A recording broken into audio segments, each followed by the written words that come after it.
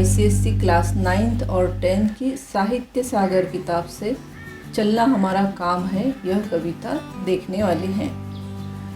इसके कवि हैं शिव मंगल सिंह सुमन। गति प्रबल पैरों में भरी, फिर क्यों रहूं दर दर खड़ा। जब आज मेरे सामने है रास्ता इतना पड़ा। जब तक न मंजिल पा सकूं तब तक मुझे न विराम है, चलना हमारा काम है। यहाँ मैंने इसके मीनिंग्स लिखे हैं। गति मतलब रफ्तार, प्रबल जोरदार, दर दर हर दरवाज़ा, विराम आराम। मैंने यहाँ मीनिंग्स इंग्लिश में भी लिखे हैं, आपको और ज़्यादा समझ में आएगा। चलिए अब हम देखते हैं कि इन पंक्तियों में कवि को क्या कहना है। कवि कहते हैं कि मनुष्य बड़ी बड़ी चुनौतियों का सामना करने की शक्ति रखता है। जब तक उसे सफलता नहीं मिल जाती तब तक उसे रुकना नहीं चाहिए, मतलब कर्म करते रहना चाहिए। कवि कहते हैं कि मेरे पैरों में प्रबल गति मतलब जोरदार रफ्तार भरी हुई है, फिर मैं दर दर क्यों खड़ा रहूं। कवि कहते हैं कि मेरे आगे और बहुत लंबा रास्ता है, तो जब तक मैं मंजिल पा नहीं लेता तब तक मैं आराम नहीं करूंगा। कवि ने यहाँ आजीवन कार्यरत रहने की प्रेरणा दी है। कुछ कह लिया, कुछ सुन लिया, कुछ बोझ अपना पट गया। अच्छा हुआ तुम मिल गई, कुछ रास्ता ही कट गया।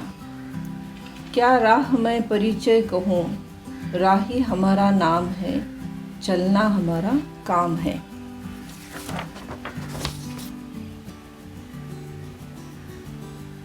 बोझ का मतलब होता है भार, बर्डन। बट गया विभाजित हो गया। परिचय जानकारी या इंट्रोडक्शन। राही पथिक। चलिए अब देखते हैं कि इन पंक्तियों में कवि को क्या कहना है। कवि कहते हैं कि जीवन के इस राह पर चलते हुए बहुत लोग मिल गए।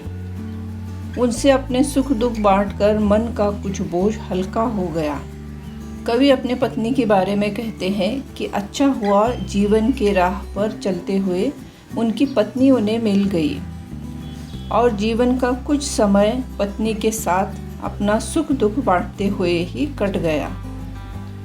वो कहते हैं कि मैं अपना क्या परिचय दूं। मैं जीवन पथ पर चलने वाला एक पथिक हूँ और चलना ही मेरा काम है। जीवन अपूर्ण लिए हुए, पाता कभी खोता कभी। आशा निराशा से घिरा, हंसता कभी रोता कभी। गति मति न हो अवरुद्ध, इसका ध्यान आठों याम है, चलना हमारा काम है। अपूर्ण अधूरा, आशा उम्मीद, निराशा आशाहीनता, मति बुद्धि, अवरुद्ध रुका हुआ, आठों याम मतलब आठों पहर या 24 घंटे। यहाँ आशा और निराशा यह विलोम शब्द हैं। चलिए अब देखते हैं कि इन पंक्तियों में कवि को क्या कहना है। कवि कहते हैं कि मनुष्य का जीवन अधूरा है। मनुष्य कभी पाता है तो कभी खोता है। जब उसकी आशा पूरी होती है तो वह खुशी से झूम उठता है और जब असफलता मिलती है तो निराश हो जाता है। कवि कहते हैं कि असफलता और निराशा से जीवन की गति रुकनी नहीं चाहिए। हमें आठों पहर मतलब 24 घंटे इस बात का ध्यान रखना है कि हमारी गति और मति रुकनी नहीं चाहिए। कवि कहते हैं कि गति ही जीवन है, इसलिए हमें अपने मार्ग पर चलते रहना चाहिए। इस विशद विश्व प्रहार में किसको नहीं बहना पड़ा। सुख दुख हमारी ही तरह किसको नहीं सहना पड़ा। फिर व्यर्थ क्यों कहता फिरूं, मुझ पर विधाता वाम है, चलना हमारा काम है। विशद, विस्तृत या विशाल। विश्व प्रहार, संसार का बहाव। व्यर्थ, बेकार। मुझ पर विधाता वाम है, मतलब मेरा भाग्य खराब है। वाम मतलब विरुद्ध या खराब होना। कवि कहते हैं कि यह संसार बहुत बड़ा है। संसार के इस बहाव में सभी के जीवन में सुख और दुख आते जाते रहते हैं। दुनिया में ऐसा कोई मनुष्य नहीं है जिसके जीवन में केवल दुख हो या केवल सुख हो। कवि के जीवन में दुख आए हैं, फिर भी वो अपने आप को सांत्वना देते हुए कहते हैं कि मैं अपने को अभागा क्यों समझूं, या मैं क्यों कहूँ कि मेरा भाग्य खराब है।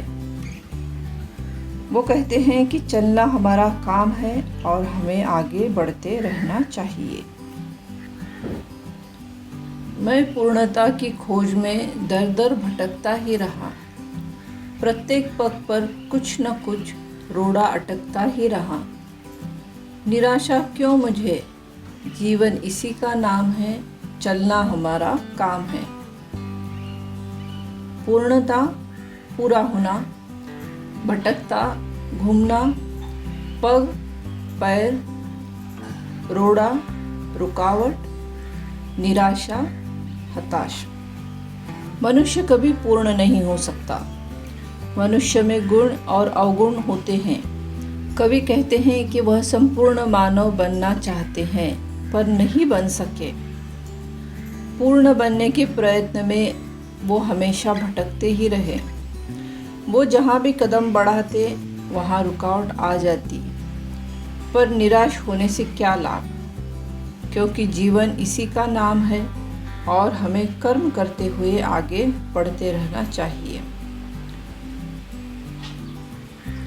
साथ में चलते रहे, कुछ बीच ही से फिर गए, गति न जीवन की रुकी, जो गिर गए सो गिर गए, रहे हर दम उसी की सफलता अभिराम है, चलना हमारा काम है। फिर गए, लौट गए, लौटना, गति 4, अभिराम, सुखद। मार्ग में कुछ ऐसे साथी मिले जिन्होंने साथ दिया, तो कुछ ऐसे साथी भी थे जिन्होंने बीच में ही साथ छोड़ दिया। कवि कहते हैं कि जीवन में साथी आते जाते रहते हैं, पर जीवन की गति रुकनी नहीं चाहिए। हमें अपने उद्देश्य प्राप्ति के लिए उन लोगों पर निर्भर नहीं रहना चाहिए। जो आगे बढ़ते रहते हैं उन्हें ही जीवन में सुखद सफलता मिलती है। इसलिए हमें निरंतर चलते रहना चाहिए और कर्तव्य करते रहना चाहिए।